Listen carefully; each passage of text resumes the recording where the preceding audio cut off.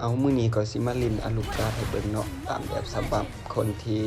ก็พอเก่งอยู่น้อยหนึงมาครั แต่ บ ก็ ยา เก่ง ลงมาก่อนอื่นบ่เฮ็ดหยังหลายดอก ลงมาต้นเกมก็มาปั๊ม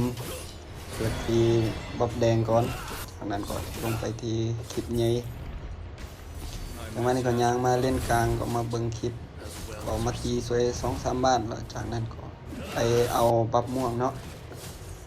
บับม่วงแล้วก็ลงไปต่ออีกแมงสุกยานี่แมงเบยังค่อยก็พูดเลยแต่อื่นแมงสุกยานี่หลังจากได้แมงสุกยาอะไรอย่างนั้นนี่ย่างขึ้นมาเบิ่งหมดโคเอ้ยบักลาเจ้าคืออยู่คนเดียวมานี่มึงมานี่บักหมดโคนี่อาได้อุตสาห์ฟิกเกอร์ไปก็ยังบ่ได้คิวจังบ้านนี่ย่างลงมาเอาอาดัดตายเอามันไปสกิล2ยังบ่ได้แท้ปล่อยมันไปเติบโตกันนี่ถ้ามีอันตีนะใส่รถแหละในป้อมก็แต่ว่านี่ก็ถอยมากันมาตีเตาอยู่นี่รวบรวมบ่มีไฟสิอีแบบเอาเกียงเขามาก็เส้นเกียงเขามามึงเข้ามาเฮ้ยเตากูได้แถมได้ชีวิตมึงนะมินี่วาบใส่ชาวบ้านขึ้นไปเคลียร์คลิปก่อนปล่อยให้อดัตมันเก็บสเต็กแล้วก็ลงมาเอาบับม่วงหลังจากได้แป๊บม่วงแล้วก็เอาลีเลียเล่นกลางบ่น่าจะมีประเด็นจังว่านี่ก็มาตีคลิปก่อนอันนี้เนี่ยได้เอาบ่ก็เสร็จมันใส่อันตีนี่หรอเอากูฟ้ามาแต่ใส่โอ้บ่น่าจะรอดตีหลายปานนี้กูเซ็นมาแล้วโอ้ยอดัตก็นี่ตันมาจังว่านี่เกิดมาแล้วตอนนี้หาก็ได้เครื่องอันเดียวเนาะเกิดก็ยังบ่ได้แต่ว่าสิบ่ซื้อเกิดก่อนดอกซื้อเครื่องก่อนอันนี้ลงมาเล่นถึงคู่ฟ้ากับเอ็มเจสู้เฮ็ดหยังเล่นลี่กูสู้เฮ็ดหยังนี่มานี่ตาย2สู้ไว้จังหวะนี้ก็มาเก็บปูก่อน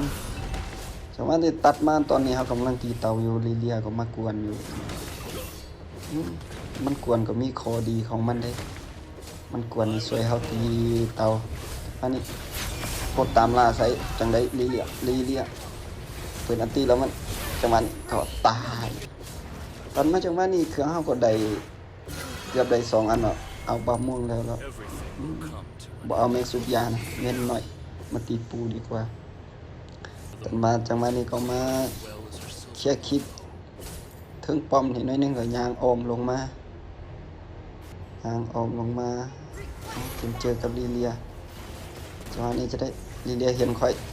เอากินเจอบ่เห็นจะเจอบ่เบิ่งแผนที่บ่มึงตายไปซะขอหาบ่เบิ่งแผนที่ก็เสร็จโดดออกบ่หลอกตายจนได้จังหวะนี้สิกันดาจังได๋เสียบปั้นลีเลียตายคูฟ้าจังได๋คูฟ้าอุ้ยฟิกเกอร์หนีไปจนได้อันนี้ก็เกิดมาใหม่แล้วลงมาเอาบับแดงแล้วก็จังหวะนี้ลงมาเล่นไตเอาคูฟ้ากับเกนเจอร์นี่มีประเด็นกับเล่นลี่ให้ตลอดลงมานี่เกนเจอร์ลงมานี่เกนเจอร์ตายจังนั้นก็ลีเลียต่อลีเลียอุ้ยเปิดอันตีมันกลับไปแล้วกลับห้อยตีนมันก็ละเอาก็เส้นจังหวะนี้เนี่ยได้โดดออกมาตันละไผตายได้ก็เส้นแล้วก็กดอิโมจิหัวไปบาทนึงลงมาบนอาจจะมีคนละจังนั้นมาตีเตาก่อนใจเย็นเกนเจอนี่มานี่มึงมาอีกแล้วบ่มาต่อมึงเลยมาคูฟ้ามึงมานี่ก็ตามมาซะแล้วตายก็เซ็นลงมานี่ถ้าเก่งลงมามันบ่กล้าเข้าดอกเพราะว่าทางเฮามี2ตัวโดดนะบ่โดดหนีดีกว่าจังหวะนี้ก็ลงมาเอาบับม่วงก่อนแล้วก็ค่อยขึ้นไปคูฟ้านี่มันน่าบ่ป้ามาเขาได้ถอยแล้วก็เส้นมึงมาแต่ใส่ตัดมาจังหวะนี้ เสียงตายเอานี่เอา3 ลูกนึง3 ลูกนึงได้ลีอ่ะนี่อยู่เห็นยังนี่เล่นถึงมันจังว่านี่หมดโคก็เป็นเจอเอาในปอมมาห้าวะในปอมมาห้าวะเฮ้ยหยัดปอมไปเป็นเจอเกณฑ์เจออุ้ยปอมยิงตายจนได้จังหวะนี้ก็เกิดมาใหม่อีกรอบแล้วเกิดมาใหม่อีกรอบจังหวะนี้โดดมาเก็บทีเดียวแดงก่อนไว้ลีนพันกันเก็บบับแดงแล้วขึ้นไปบับม่วงให้อาดัสใช่ไหมลักบับเขาจังหวะนี้ก็โดดออกมาเคลียร์คลิปก่อนเก็บเงินเก็บทองแล้วไปแต่งน้องคืนมามัวแล้วโอ้ยกระตุกจังหวะนี้ก็มายืนโซ่ไปโซ่มาเขาบอกออกมาเขาก็บอกกับเขาเมื่อกี้ตายงูเถื่อนึงแล้วค่อยอันนี้ก็บ่มีไปตีกันก็ลงมาเก็บหลอดก่อนได้หลอดลงมาก่อนฟ้ามึงจะได้ลายเถื่อแล้วจากบาทบนหน้ามาแขนเด้ตายบ่บ่ตายโอ้ยกูงูแท้ว้าตายจนได้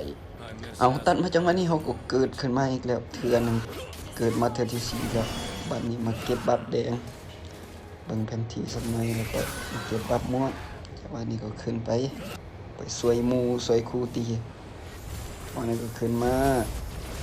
ตอนนี้เวลาก็10 ปลายนาทีแล้ว14 นาทีแล้วจังหวะนี้วาบโซ่ไปบาทนึงเขาบ่นายบ่กล้าจะหน้าทุยดินเขาบ่น่าจะออกมาหรอกจังหวะนี้ก็ย่างออกไปเอามาสิบนาสวยนี่เรียกนี่งามได้2 คิวดับเบิลคิวมาจังหวะนี้จังได้ฟ้ามึนเด้ปาดคอจักบาทซะบ่เนี่ยเอากูสิตายกูตายกูบ่ตายมึงตายบ่ตายมานี่กูจะให้มานี่มึงมานี่กูสิมึงมานี่ตายจังหวะนี้ว่าไปได้กูฝากเก็บงานอุ้ยใส่เมื่อทุกอย่างกับบ่ตายแต่ว่าเขาก็ชนะจนได้เอาตอนนี้บ่อยากเว้าหยังไรเอาฟังเสียงเอางามหลายเกมนี้ก็ถ้าใครเบิ่งมาฮอดตอนนี้ก็ขอคนละ1 ไลค์เพื่อเป็น